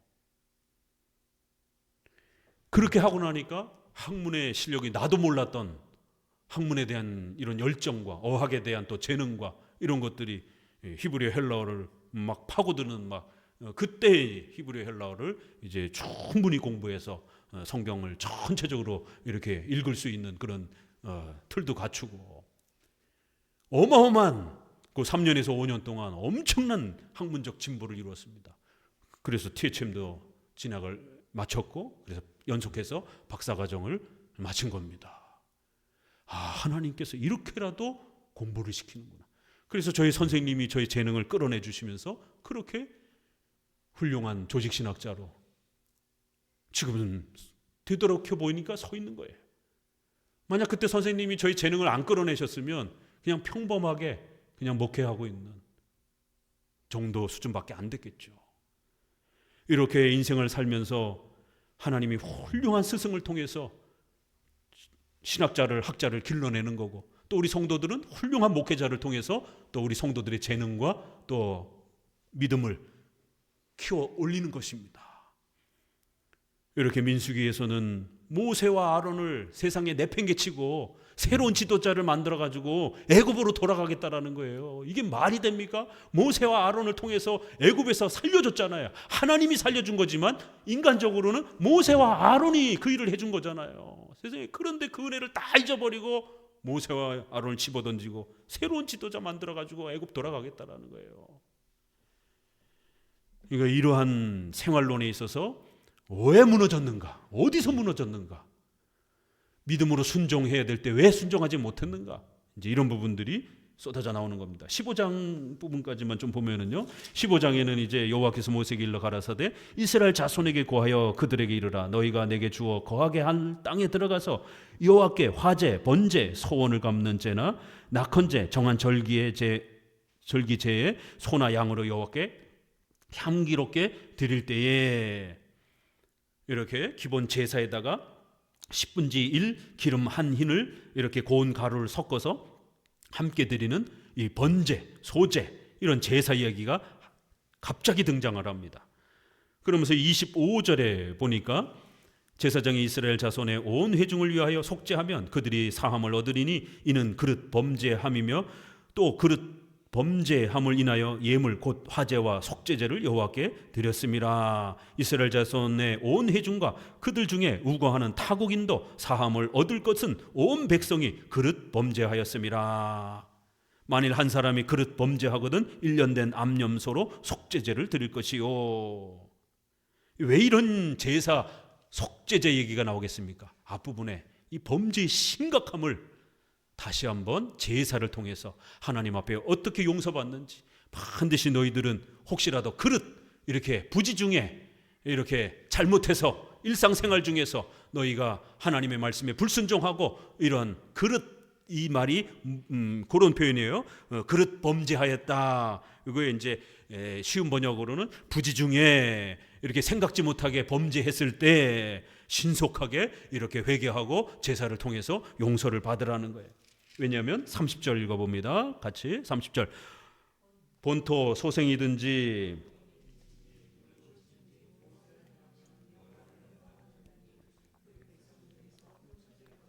그런 사람은 여호와의 말씀을 멸시하고 그 명령을 파괴하였은즉 그 죄악이 자기에게로 돌아가서 온전히 끊쳐지리라.